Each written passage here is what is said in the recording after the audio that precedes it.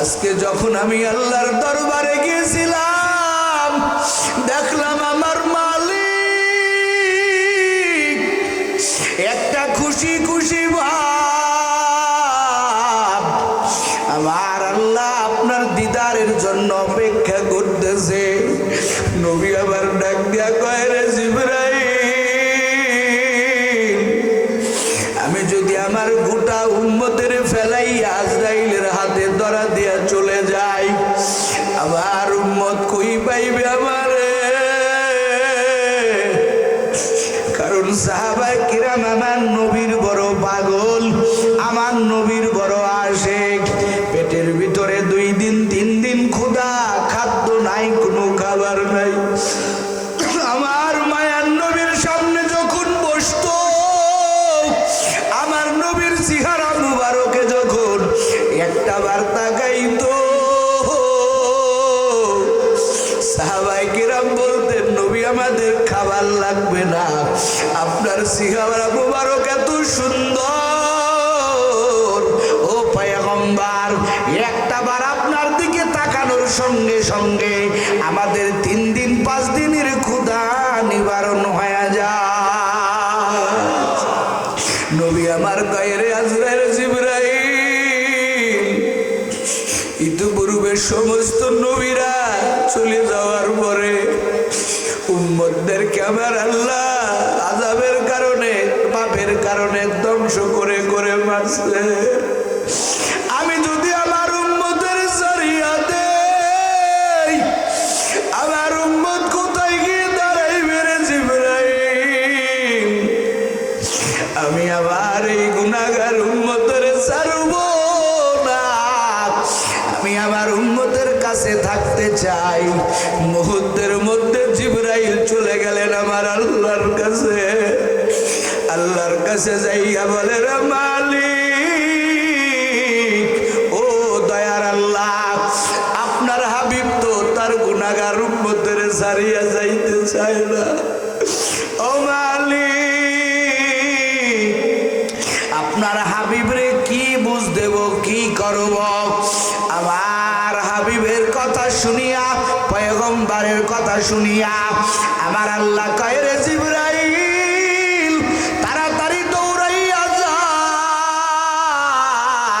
আমার হাবিবরে সুসংবাদ শুনাইয়া দে, আমার হাবিব যাতে তার উম্মতের জন্য চিন্তা না করে।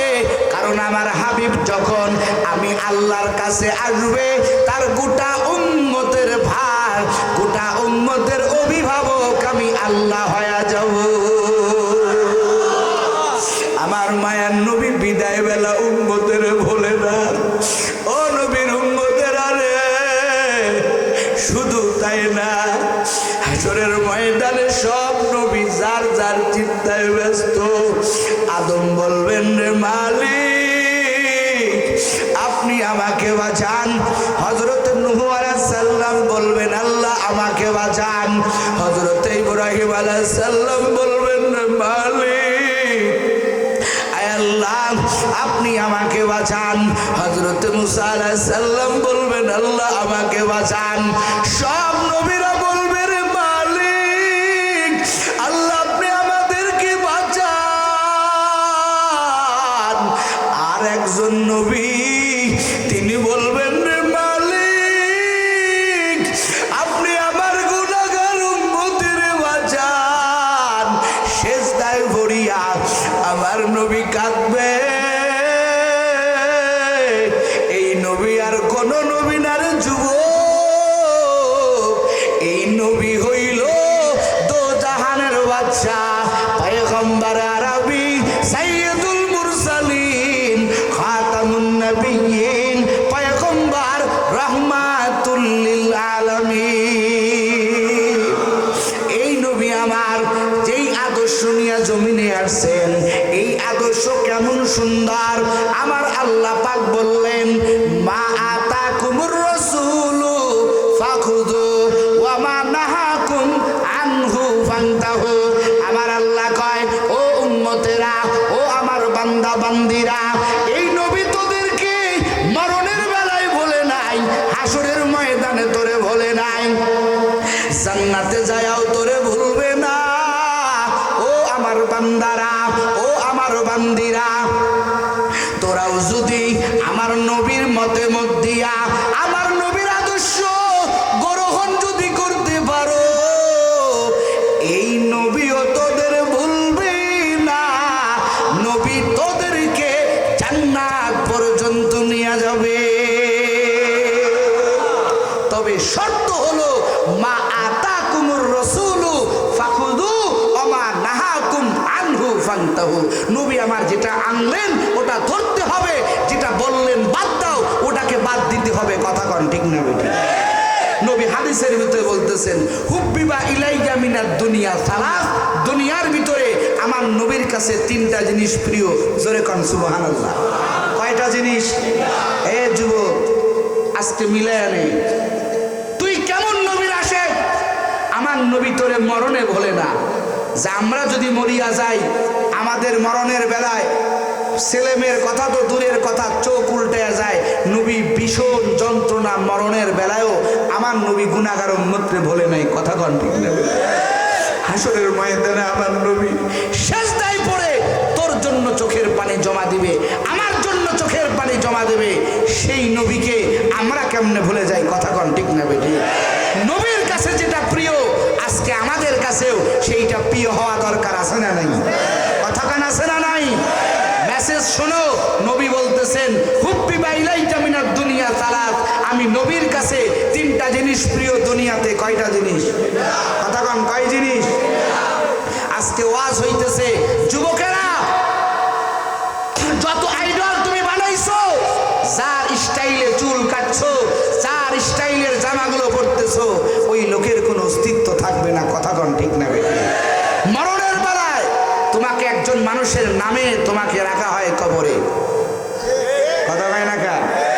বিসমিল্লাহি ওয়া আলা মিল্লাতি সাকিবুল্লাহ। কথা হয় না কা? বিসমিল্লাহি ওয়া আলা মিল্লাতি মেসি নাকি? আপনার দিকে দেখ হয় না তো? মেসির ভক্ত কেন? কথা হয় না কেন? নেইমারের আইটেমে চুল কাটো কেন? কথা বল না কেন? তোমার চোখের সামনে তোমার বাবাকে রাখা হইল, বলা হলো বিসমিল্লাহি ওয়া আলা মিল্লাতি রাসূলিল্লাহ। তোমার চোখের সামনে তোমার মাকে রাখা হইল বিসমিল্লাহি ওয়া আলা মিল্লাতি। সারাটা জীবন তুমি চুল কাটলা নেইমানের মতো, তুমি পোশাক পরলা খ্রিস্টানের মতো, তোমার লাশটা যদি কবরে রাখা হয়, আমার নবী ওই লাশটা গ্রহণ করবে? কখন করবে? কখন করবে? সাধারণ দুনিয়ার রাজনীতি ময়দানগুলো দেখো না, এই প্যান্ডেলটা যদি আজকে নৌকার প্যান্ডেল হইতো, এখানে যদি আমি ধানের শীষের প্রশংসা করতাম, রাখতে না মারে বলে বক্তারে কচু কাটা কর। কথা হয় নাকি? আর যদি আবার ময়দানটা যদি দানের শীষের ময়দান হতো, আমি যদি আওয়ামী লীগের প্রশংসা করতাম, বাড়াইতে পারতাম? কথা হয় না? বাড়াইতে পারতাম। তো এইটা বুঝো, সারা জীবন নবীর নাফরমানি করিয়া কবরে নামানোর সময় একেবারে ওযু গোসল করাইয়া, জীবনে একটা জুব্বা বড় নাই, সাদা জামা দেখলে মাথা গরম, টুপি দেখলে মাথা গরম, ওযু করতে চাও না ঠান্ডার ভিতরে, মরণের বেলায় তো ঠিকই তো সাদা কাফন পরা লাগলো। তখন না কেন? মরণের বেলায় ঠিকই তো সাদা কাফন পরা লাগলো, ঠিকই তো নবীর তরিকায় তোকে গোসল করানো হলো। কিন্তু করলে হবে কি? আগে তো সব দিন নবীর নাফরমানি করছো, আজকে মরণ তোমার বলে জীবন যদি ভালো হয় মরণ ভালো হবে। কথা হয় না? জীবন যদি, হাদিসের কথা, জীবন যদি ভালো হয় মরণ ভালো হবে, আর মরণ যদি ভালো হয় কবর ভালো হবে, কবর যদি ভালো হয় আল্লাহ পাক তোমাকে হাসর ভালো করবে, হাসর ভালো হইলে তুমি জান্নাতের মেহমান হয়ে যাবা। সারা জীবন নাফরমানি করিয়া মৃত্যুর সময় আতরবাজি গোলাপ জল সব লাগাই দিলে সবকিছু শেষ হবে? কথা কান হবে? নবীর রঙে রঙিন হতে হবে। আমার নবীর কোনটা পছন্দ, আমার ওইটা পছন্দ হওয়া দরকার। আছে না নাই? যুবক কথা আছে না নাই? আমার নবী কয় দুনিয়াতে আমার কাছে তিনটা জিনিস প্রিয়। কয় জিনিস? যুবক মেসেজ নাও, কয় জিনিস? নবী কয় তিন জিনিসের মধ্যে প্রথম নাম্বার হুব্বিবা ইলাইয়া মিনাদ দুনিয়া সালাস, আমি নবীর কাছে দুনিয়াতে তিনটি জিনিস প্রিয়। এক নম্বর নম্বর প্রিয় সুগন্ধি, যেরকম সুবহানাল্লাহ। দেখেন নবীর রুচি ভালো, আমার আল্লাহর আচরণ ভালো। আমার আল্লাহ কয় দোস্ত আপনার কাছে আতর প্রিয়, কি প্রিয়? আরো জোরে কোন কি প্রিয়? আমার আল্লাহ কয় দোস্ত আপনার কাছে আতর প্রিয়, জান আপনার রুচি আমার কাছে ভালো লাগছে, আপনার রুচি সুন্দর, আমি আল্লাহর আচরণ সুন্দর। আমার আল্লাহ কয় দোস্ত আপনার মাথা মুবারক থেকে পা পর্যন্ত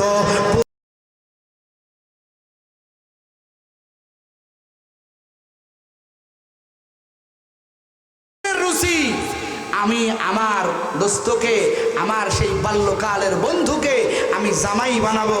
আল্লাহকে আবু বকর রে তোর রুচি ভালো, যা, আমি আল্লাহ কবুল করলাম। ওই যে হাদিস, স্বপ্নের ভিতরে আমার আল্লাহ আয়েশার ছবি নবীরে দেখাইয়া নবীর সঙ্গে আয়েশার বিবাহের ব্যবস্থা করলেন কে? আরো জোরে কোন কে? কিসের কারণে? বলে ভালো রুচি হওয়ার কারণে আমার আল্লাহ কবুল করছে।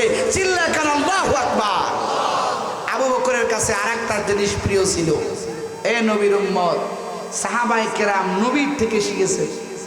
আমরা তো আজকে নবী পাবো না, আমরা নবীর থেকে, সাহাবায়ে কেরামের থেকে যেই কথাগুলো হাদিসে আসছে, আমাদের সেই কথাগুলোই মানা দরকার, আছে না নাই? কথাখান আছে না নাই? আবু বকর ডাক দিয়ে কয় রাসূল আমার 3 নম্বর প্রিয়, আমি আমার মাল খরচ করব আপনার দিকে চাই, আপনি বলবেন দাও, আর আমি মাল খরচ করতেই থাকবো। জোরে কোন সুবহানাল্লাহ। আল্লাহ কবুল করছে। তাবুক যুদ্ধে আল্লাহ রসুল সাল্লাল্লাহু আলাইহি সাল্লাম বলল, দ্বীনের জন্য, মর্দে মুজাহিদের জন্য, রণাঙ্গনে যোদ্ধাদের জন্য মাল লাগবে, দাও, আমি নবী হাত পাচ্ছি। সমস্ত সাহাবায়ে কেরাম পাগলের মতো হয়ে গেল। আরে ওমর তো দান করছে বাড়ির সমস্ত মালের অর্ধেক মাল, আর আবু বকর কি করছে? আবু বকর ঘরে যাইয়া, বাড়িতে যাইয়া সব মাল বুকসাই বান্ধিয়া বাজার থেকে সালার চট কিনে, সালার চট পরিধান করে মায়ান নবীর দরবারে চলে আসছে। সুবহানাল্লাহ। নবী কয় কে রে, আজকে আবু বকরের সালার চট পরিধান কেন? নবী এখন দেখে জিবরাইলের পরেও সালার চট। সুবহানাল্লাহ। কই ব্যাপার কি? জিবরাইল কোনদিন সালার চট পরিধান করে আমার কাছে আসে না, আজকে জিবরাইল কেন সালার চট পরে আসলো? নবী আমার প্রশ্ন করলেন, জিবরাইল আপনি কেন সালার চট পরিধান করে আসলেন?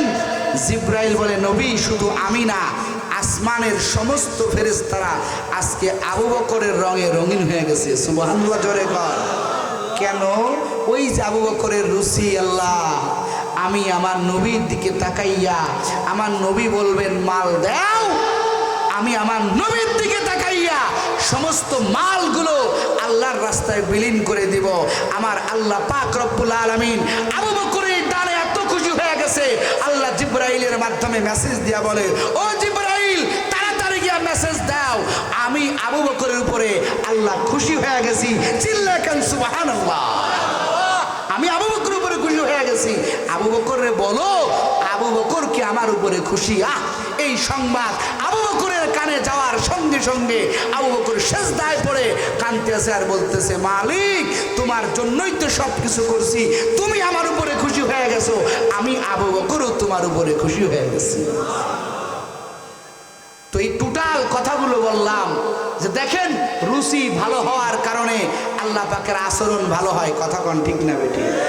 আপনার আদর্শ, আপনার চলাফেরা সব কিছু রসুলের তরিকায় আনেন, আর এই রসুলের তরিকার সঠিক শিক্ষা দেওয়া হয় এইরকম মাদ্রাসায়। কথা কোন ঠিক না বেটি?